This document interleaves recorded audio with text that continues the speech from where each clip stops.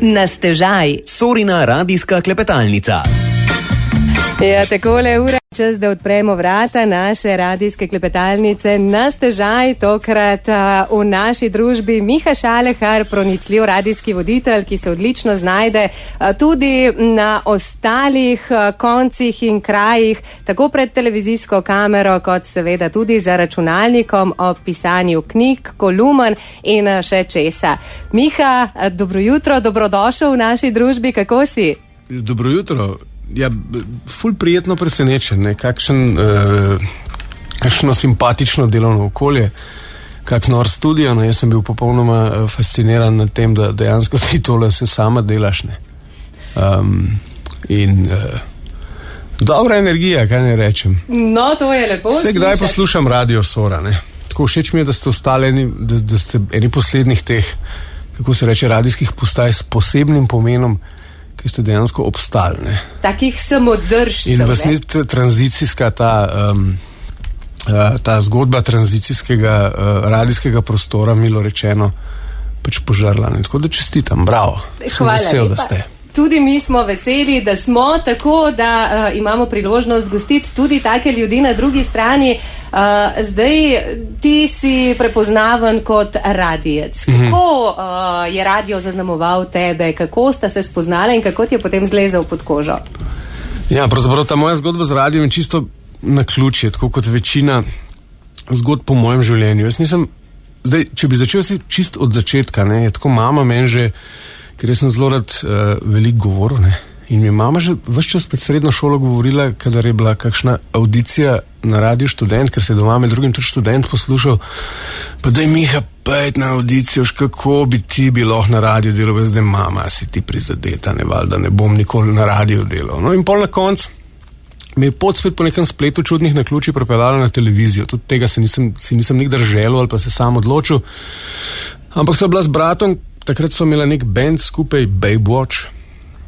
Smo bila na nekem intervjuju in so me pol klicali, so rekli, da bi ti vodil neko TV oddajo. Pa sem jaz takrat bil glih tako malo brez denarja, pa sem rekel, koliko pa plačate, pa so rekli, ne vem, takrat so bili še $25,000 na oddajo. Sem rekel, fuck, koliko te pa to na mesec? So rekli, 4-krat, pa to več zaslužen ka fotor. In sem rekel, ja, ne. In sem šel in sem se imel čist prijetno, pa sem pa enkrat kolo zaklepal pred televizijo, ki vizavi radijskega vhoda, in pride Darja Groznik, ona je bila takrat urednica, in reče, ti tamavne, bi ti delo, ki je pri nas na radiju, ne. To je bilo, mislim, da 23 let nazaj zdaj. In sem rekel, ja, ne, pa mogoče bi pa probo, ne. In tako se, napiš mi nek sinopsis, neko idejo, kaj bi ti počel. In sem takrat napisal idejo za toplovod, ne. In potem sem začel s tem toplovodom in jaz sem se takoj v radijskem studiu počutil predvsem boljška na televiziji. Ne? Tudi ta način dela, pa kako je na radiju pravzaprav majhna ekipa, pa ta povezanost, recimo jaz sem tam še tonskega tehnika, ki so dejansko prijatelja, pa se ne veš čas gledava, pa sodelujeva. Na televiziji delaš oddajo s 17 ljudmi, ki jih niti ne poznaš, tako da je bilo takoj ta dinamika dela, pa tudi to mi je bilo mogoče skozi zanimivo, ne, ta predpotopnost radija, ne, koliko je to v bistvu en preprost medij, ne. Zdaj imamo mi dakle en mikrofon in kar nekaj govoriva, in nobene predprodukcije, in v resnici tudi ni nobene cenzure, in v resnici lahko zdaj rečeva, kar hočeva, ne. Ja, v bistvu res lahko, ne, ampak dopušča hkrati radio kljub svoji predpotopnosti veliko kreativnosti, je zelo hitro odziven in po drugi strani tudi velik izziv pri delu s poslušalci, ne. Ti v toplovodu veliko delaš z njimi, pravzaprav jih postavljaš v prvi plan pred vse tiste običajne goste. Ja, sem delal, ne, jaz sem toplovod po 20 letih lani, po 20 sezonah, ne, tako kronološko je trajal 21 let, ne, ampak sem eno leto pavze vmes, sem ga poslal v penzijo, ampak ja, to delo z ljudmi je bilo meni vedno izziv, ne, tako, eni se tega bojijo, kaj hudič križa, ne, zdaj mislim, kaj pa lahko dobiš v eter, ne. Ja, v resnici lahko dobiš vse v eter, ne, in ravno to je bil en tak moment in se mi zdi, da je to tudi ena prednost tega radijskega okolja, da pravzaprav lahko daš glas ljudem na tak način, ne. In to mi je bilo vedno totalno v redu. Je pa vedno to totalno tveganje, ne, saj ne veš. Glede na kaj to, bo da Marjana povedala. Ne? Mojster besede, ne, ko si že omenil Marjano, pa kakšno Lojsko, pa kakšnega Franca, a se ti je kdaj zgodilo, da si ostal tako čisto brez besed? Večkrat. Mislim, včasih se mi je tudi namenoma zgodilo. Jaz sem eno tako tehniko, ker seveda moraš ob tem, če ti številko objaviš, ne, tam je bilo 014752202 je ta valovska številka, ki sem jo v nedogled ponavljal, ne, jasno tvegaš oziroma obstaja ena nezanemrljiva možnost, da te pokliče tudi človek, ki se rab samo skašljati, pa nekomu nekaj povedati. Ne. In jasno imaš, te ljudje so pač različno nastrojeni, ne. Eni ti hočejo kaj lepega povedati, eni pa hočejo tudi sam težiti, ne, tako kot mi včasih hočemo sam težiti. Ne. In pol je ponavadi težava, ker ta človek izbruhne, ne, in zdaj ti, čim mu začneš v besedo skakati, ne, te potem še obtož skakanja v besedo, ne, in ta bitka je vnaprej izgubljena, ne, in pa sem jaz naštudiral eno taktiko, da se v bistvu potuhnem, ne, in sem samo utihnil, ne, in itak preveslej vsega zmanjka, ne.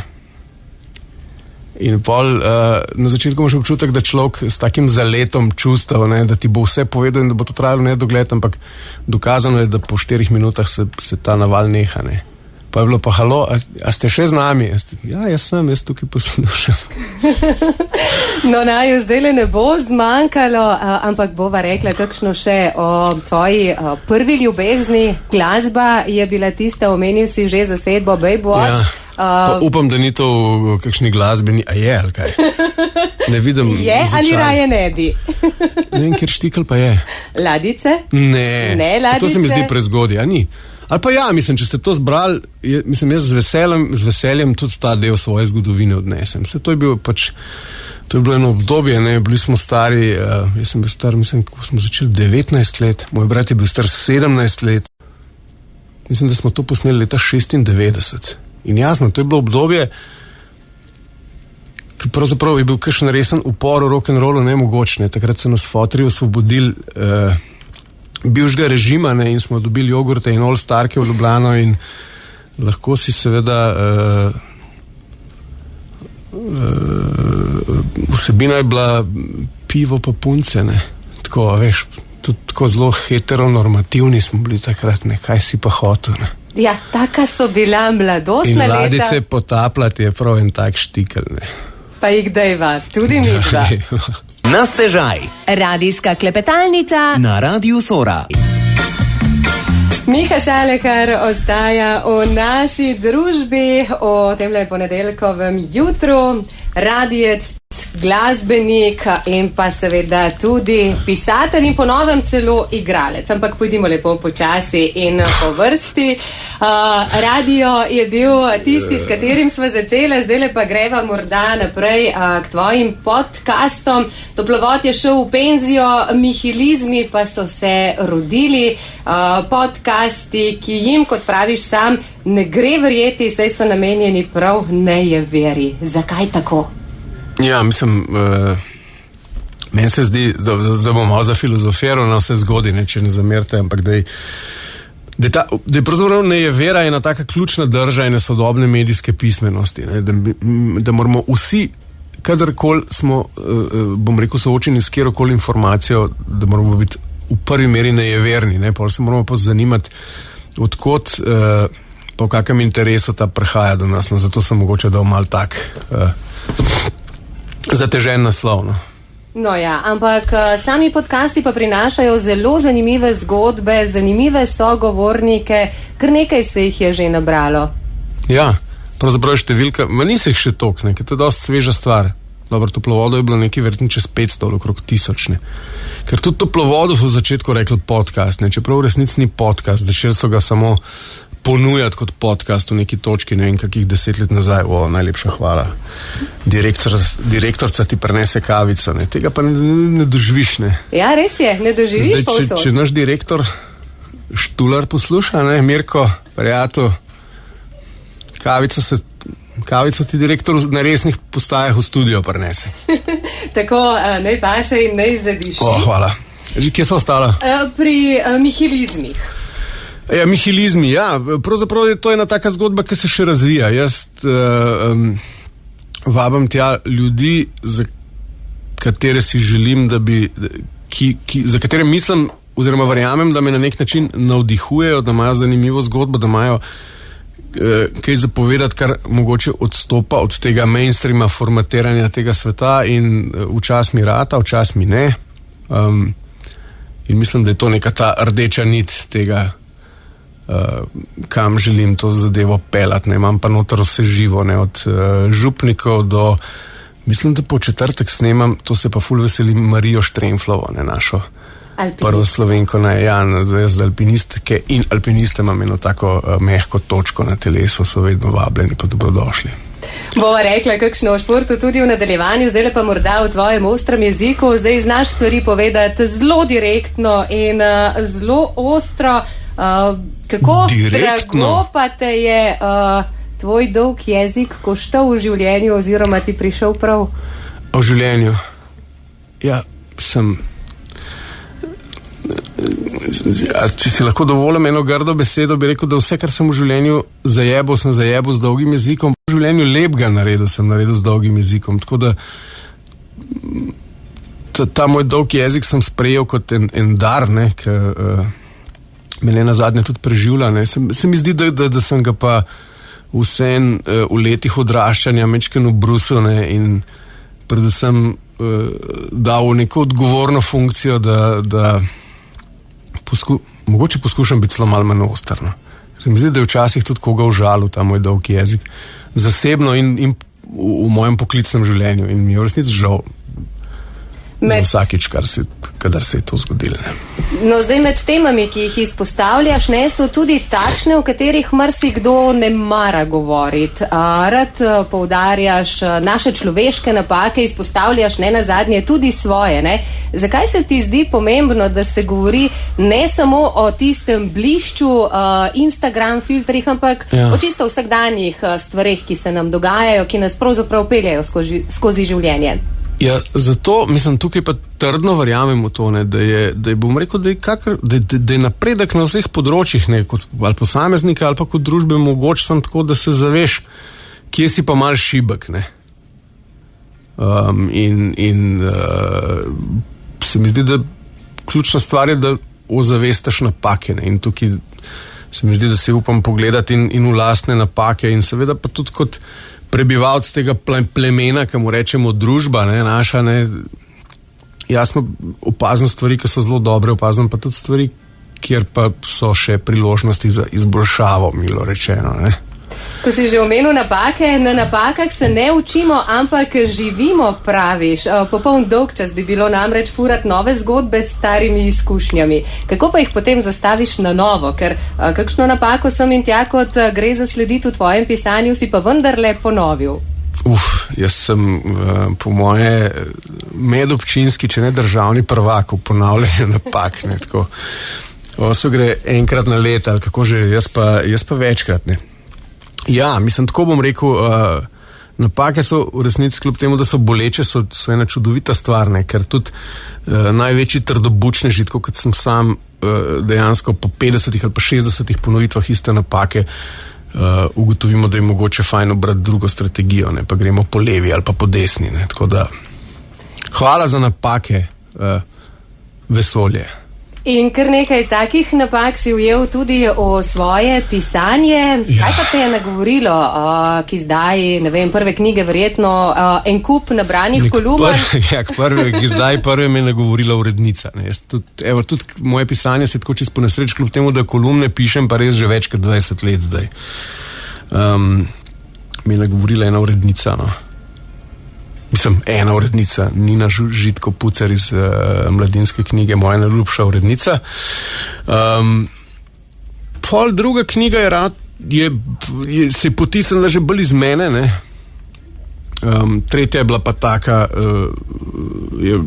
Notranji per je bila pa res taka, za katero sem pa čutil, da jo moram iztisniti iz sebe, ne, in je pravzaprav slovo od mojega druženja s pivom, slovo od 30 let, ne, in bom rekel začetek enega novega poglavja v mojem življenju, ne. In jo imam super rad, to knjigo, no. Ta je res moja, ne. je naletela na dober odziv, lahko rečeva, med bravci. Pa na hecen odziv, dajva reči na hecen odziv. Ja, ful na hecen odziv. Ne? Zdaj, če greva gledati številke, ne, je ta knjiga Notranji per ful prodajna uspešnica, pa vse v redu, samo odzivi so bili pa zelo, zelo mešani. Ne?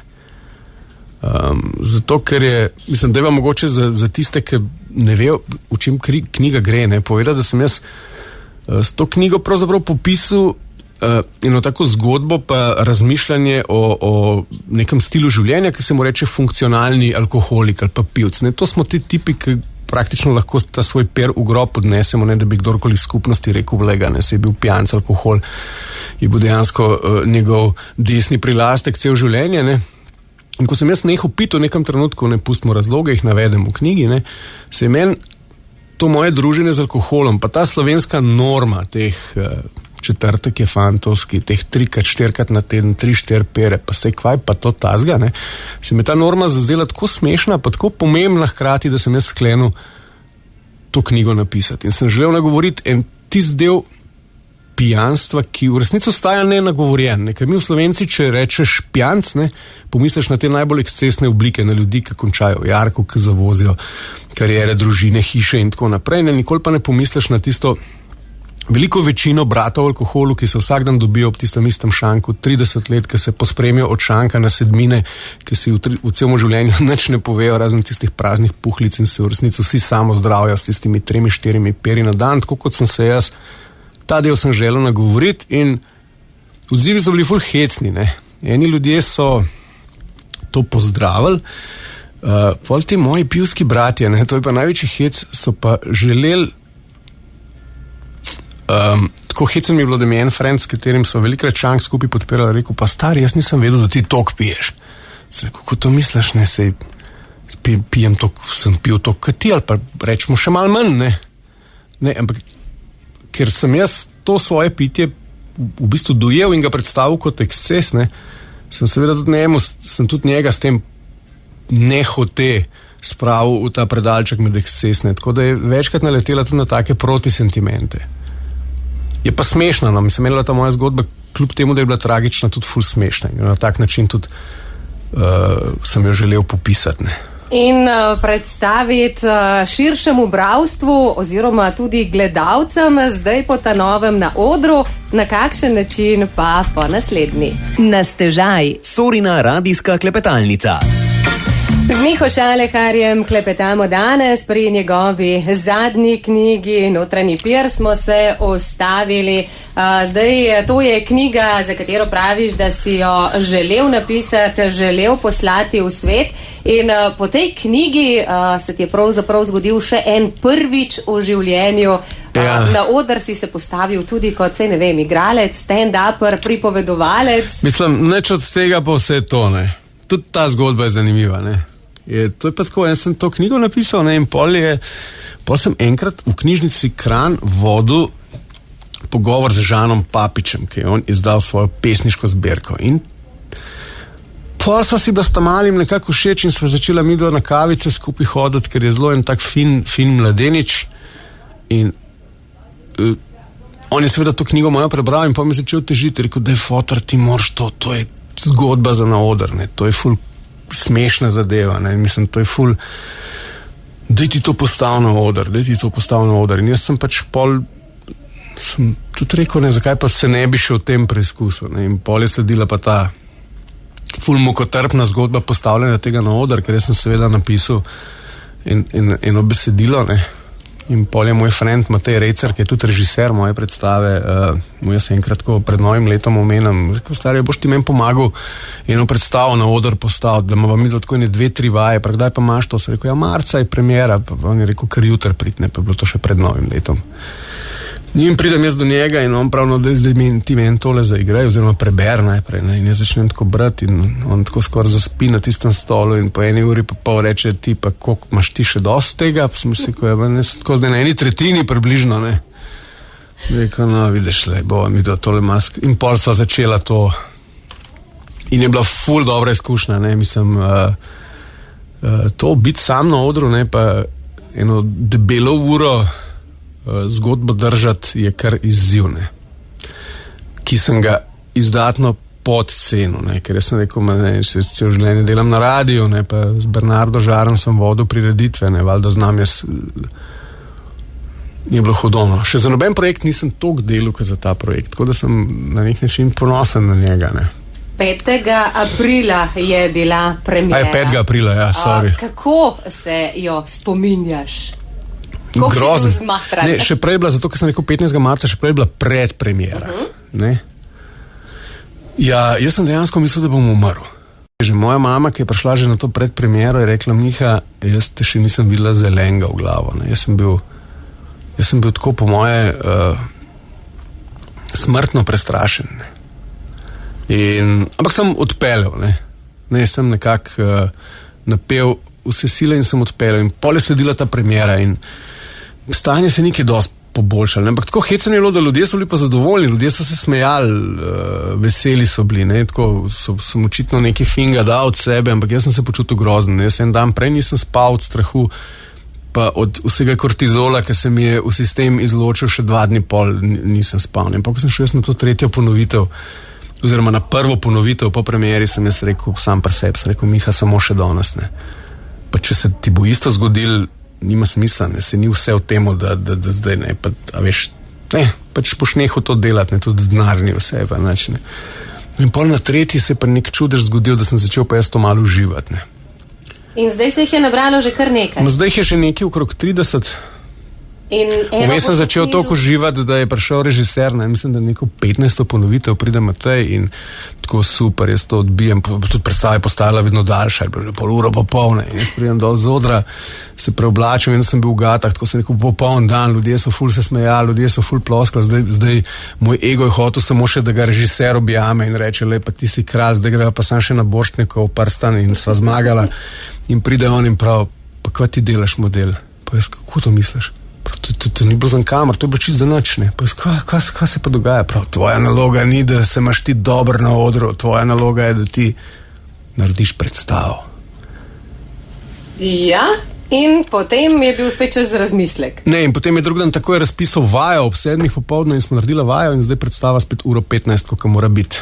In taka prihaja tudi v Škofjo Loko. Taka prihaja tudi v Škofjo Loko. V nedeljo proti večeru bomo v Škofji Loki lahko uživali o tvoji družbi, preverili, kaj se skriva v knjigi, vsaj en delček tega, potem pa knjigo tudi prebrali, če je še nismo oziroma še niso.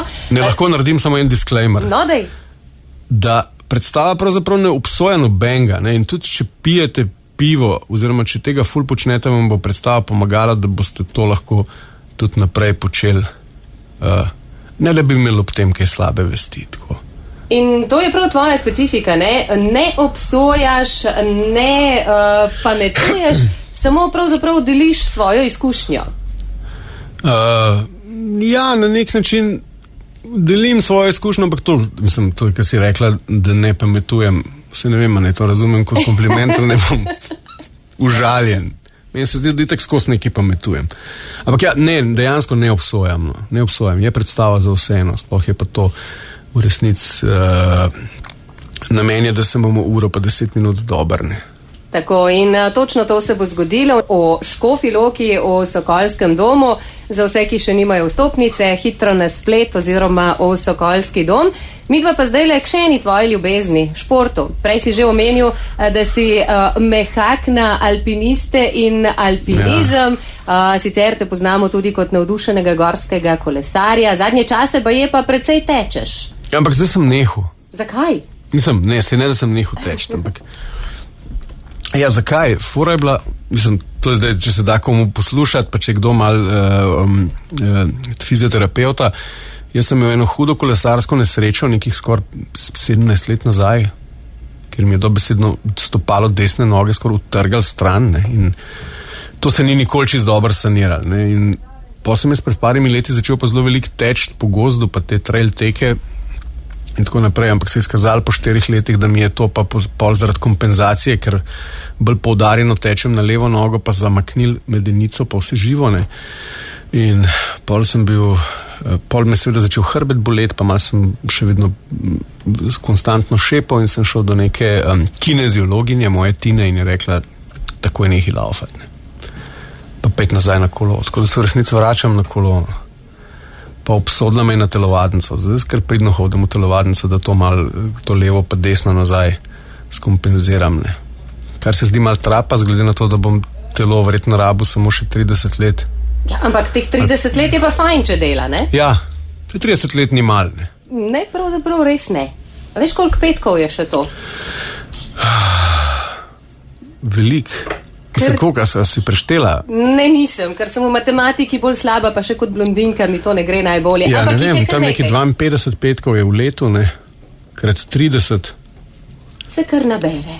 Tako da kar pridno hodi v telovadnico, pa se morda lahko upišeš tudi med alpiniste. Tudi alpinizem je ene vrste tvoja ljubezen, ne? Ja, bolj tako literarna, ne. Mislim, sam sebe dojemam kot faliranga alpinista. Vedno sem si želel biti, vedno sem moral hribe in sem tudi se vedno precej gibal po hribih, pol sem si po nekem trenutku zaželel tudi, da bi plezal, ampak takrat se mi je pa, jaz sem tudi talent, znam izbrati timing. Jaz sem se v alpinistično šolo v Rašica upisal 2 meseca potem, ko se mi je prvi sin rodil, ne, pol veš, da teh svojih plezalskih ambicij nisem izživel, ne. Imam pa zelo rad alpiniste. Rečemo, da sem prebral vse, kar se da, kar mi pod roko pride, ne. In zato bo pogovor z Marijo Štremfelj še toliko bolj žmohten. Ja, Marija Štremfelj pride in bo žmohten. Jaz sem res fan teh alpinistov in pravzaprav imamo tako veliko srečo, da jih imamo v Sloveniji na vsakem koraku ful, ne. Ker če si res, jaz tako, a veš, meni se je zgodilo, da sem jaz tam pri nas po gozdu, ne, jaz živim na obronku Pohograjcev, pod gori nad Šentvidom, ne, Viki Grošelj je pa zguncelj, ne, samo en greben naj vroči, ne. Ampak se oba sprehajala po istih potkah in jaz, ko sem prvič Vikija v gozdu videl, mislim, tudi kot bi Jimi Hendrixa srečal, štekaš, to je bilo lega modela. In zdaj pa sloh, zdaj se pa mi da poznava in on mene pozdrav in moram reči, da vseh poznanstv, ki jih z leti človek en tak medijski delavc, kot so midva nabere, ne, ti verjetno poznaš in kup ljudi, mi taka znanstva največ pomenijo, ne. In o njih bova rekla kakšno še čez nekaj minut, če si namreč za kratko pauzo, potem pa sedeva seveda še na motor, pa pogledava tudi v prihodnost. Na stežaj. Ja, hitro minevajo minute tegale jutra. Z nami ostaja Miha Šalehar in zdaj le bova sedla na črne jeklene koničke, ki zaznamujejo tudi njegovo življenje. Kar nekaj časa si že zaprisežen motorist. Mislim, zaprisežen, ne. Jaz itak sem mi da z bratom smo baš v taki družini odraščala, ne. Tudi foter je bil pa več kot zaprisežen motorist, ne, celo življenje je bilo, tako da vse, kar ima balanco, no. Bilo je bilo to, da je foter je tudi derkal včasih neki z motorji, blazno nasprotoval, da bi midva z bratom to tudi, ne, tako da sem se spol v neki točki v ta downhill preusmeril, za kjer ga je pol itak foter kmalu gotov, da ni nič manj nevaren, razen da ni v prometu, ne, ki mi je hodil okrog po bolnišnicah obiskovati, ne. Tako da pol sem imel nekaj časa kar tudi off-road motorje zelo rad, ne. Drugač pa ja, zdaj po cesti se pa tudi že kar nekaj časa vozim z motorji zelo rad, ne. Zdaj omenil si off-road do 50. Rally Dakara, to še velja? Ja, nekako, če sem 50, ne. To je bila ena, ki sem jo zamočil, ne. Ja, to je ena taka želja, zdaj, če se bodo okoliščine kdaj poklopile, bi rad probo en tak rally, ne nujno Dakar, obstaja tudi druge manj komercialne, manj ali komercialni pa zahtevni, drugi izzivi podobni, no, ki bi se jih tako da ampak ne vem, če me pa počasno mineva to malo, ne. Tako malo sem začel premišljati tudi v tem delu sebe, zakaj moramo vse stvari, ki jih počnem, vedno prignati do nekega napol ekstrema, ne. Pa si že našel kakšen konkreten odgovor? Ne, moram priznati, da ga nisem, ga pa iščem in že to se mi zdi velik napredek, nekaj včasih se mi zdi normalno, ne. Še ena zanimiva misel mi je ostala v prebiranju tvojih knjig. Praviš, da se ti v življenju vedno nekam mudi, da občuduješ ljudi, ki znajo živeti tukaj in zdaj. Ne? To se v teh dneh pogosto poudarja, da je edino ta trenutek tisti, ki ga zares imamo. To so zdaj te puhlice, ne, ki jih nam bruhajo iz literature pa iz Instagrama povsod, ne, to živeti v trenutku. Ne, biti čuječ odprt, ne vem, kaj pa vem. Ja, ampak nekaj sigurno je na tem, ne, zdaj meni se je vedno nekam mudil, ne, tako bežal iz preteklosti v negotovo prihodnost, ne. In si se dejansko ustavil samo na kolesu, menda se ti je to tam parkrat zgodilo? Ja, ne, pravzaprav sem začel premišljati o tem, zakaj me ta neka stanja, ki so blizu enega ekstrema, pa blizu ene nevarnosti, se pravi, zakaj sem na enem zelo tehničnem trailu, ki je kar nevarno začutil in absoluten mer, ali pa zakaj ga na motorju v nekem ovinku predvsem nagnjen začutim, ne, sem pol sam postavil en tak odgovor, da verjetno zato, ker takrat vse zgine, ne, ker si takrat v nekem, ker dejansko si v trenutku, ne, zdaj premišljujem pa, če ne bi bilo bolj varno, da začnem meditirati, kada se tam po Lubniku, po grebenu dol s kolesom vozim, ne, po neki Cufijevi liniji, ki je tako, se izide 2x od 10x, ne. Ampak to sem že nehal početi. Tako da rečemo, da gremo od te tranzicije, da bom začel za dosego tega notranjega miru uporabljati kaj drugega, kot prvo bremzo. Ja, zdaj motoristi bodo razumeli, zakaj gre, ne. Verjetno temu botruje tudi vprašanje, kaj mi je tega treba. Pogosto si ga menda zastavljaš, oziroma si ga zastavljal, verjetno bo tako tudi vnaprej. Ob čem se boš pa zdaj spraševal, kaj mi je tega treba na potu v novo desetletje, verjetno ob radiju, verjetno tudi še ob pisanju? Ja, mislim, jaz upam, da na nek način ob vsem, ne. Hkrati pa upam, da se bom tudi manj to sprašal, ker zdaj veš, na to vprašanje, kaj mi je tega treba, je en tak čist simpel odgovor, ne, pač si že rabu to izkušnjo, ne. Veš, vse, kar se mi je zgodil, se mi je zdi zdaj z današnje perspektive, da se mi na nek način moral zgoditi, ne. Ene stvari tudi po 50krat. Zato, da si se naučil, zato, da si dojel? Ja, sem se naučil, ne. Ene pa tudi zato, ker so tako fine, da je fino, če se ti večkrat zgodijo, ne. Dokler ne neha biti fino, ker se ti dogajajo. Pa se ti mora pa kaj drugega zgoditi. Zdaj, veliko vprašanj si že zastavil o življenju, tudi slišal si jih veliko, a pa obstaja kakšno vprašanje, za katerega pa bi si morda želel, da bi ti ga zastavili, pa ti ga niso?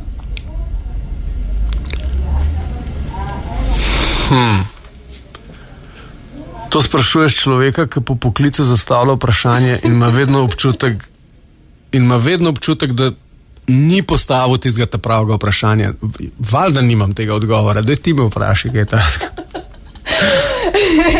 Ja, sem hotela izkoristiti. Ampak si imela super, mislim, moram reči, da je bil... Da je bila dobra, ne? Ja. No, zdaj le te bom vprašala morda še o kakšni novi zgodbi, kakšni novi knjigi. Pod 3 si že podpisan, je 4. že kje v glavi? V glavi je že 4. in 5. ne. Opala! Jaz to itak ves čas nekaj skiciram. Zdaj, zelo težko na tem mestu delam reklamo ali pa govorim o nečem, kar pravzaprav še ni niti zares začel.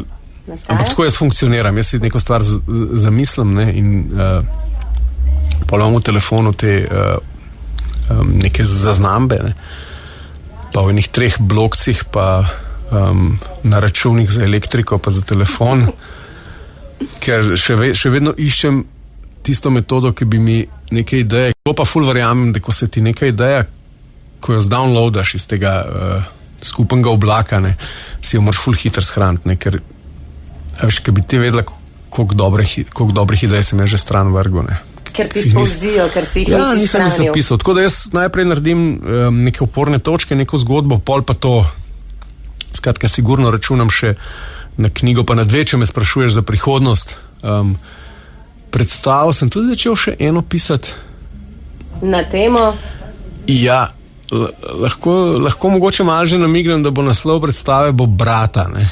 Opala, tole pa bo močno in sočno. Mislim, jo tudi skupaj z tem človekom, ki ga pač po sili razmer moram klicati brat, ne. Nekako sva začela ustvarjati, tako da jaz mislim, da bo to prihodnje leto v jesen pride ven. Kar se tiče podcastov, se mi zdi, da sem kar na eni lepi špuri in da se ta zgodba s tem nihilizmom v resnici je šele začela na nek način razvijati, ker verjamem v tek na dolge proge. Kar se tiče pa radija, pa vem, ne. Zdaj delam spet jutra s tem mojim čudovitim mladim, pol mlajšim novim sodelavcem Borisom Kokaljem. In je super tamal, ne. Ampak po mojem moj plan je, da ga naučim samega leteti, pa se pomaknem, ne. O vseh teh korakih bova, verjamem, da rekla kakšno še ob naslednji priložnosti, novi predstavi, novi knjigi ali kar tako, če te pote zanese v Škofjo Loko na kavo. Tale današnji pogovor pa še enkrat izkoristiva za povabilo na nedeljsko druženje v Škofjo Loko v nedeljo zvečer v Škofjeloškem Sokolskem domu. Zakaj nedeljski decembrski večer preživeti v tvoji družbi? Zakaj priti na pir, pa čeprav samo besedni?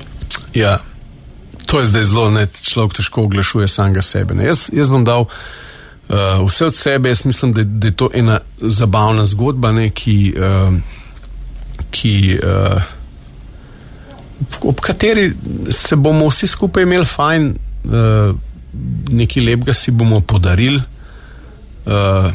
vi meni malo pozornosti, pa malo denarja, jaz bom dal pa dogat vse od sebe, pa pol še enega rečemo, ne, in se razpršimo na vse konce neba in je to tone.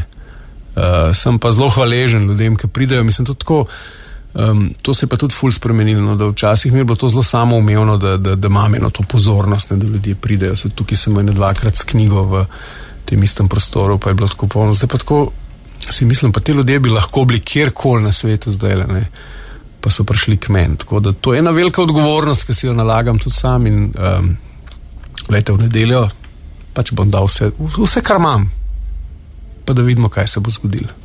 Se veselimo. Miha Šalehar, hvala lepa za tale današnji klepet. Vse dobro in kot rečeno, verjamem, da še kdaj nasvidenje pred mikrofonom. Ja, hvala tudi vam, no, mislim, že dolgo mi ni urca tako hitala Radio Sora, pa hvala tep, pa... Hvala lepa in gremo z glasbo naprej za dobro jutro. Ajde.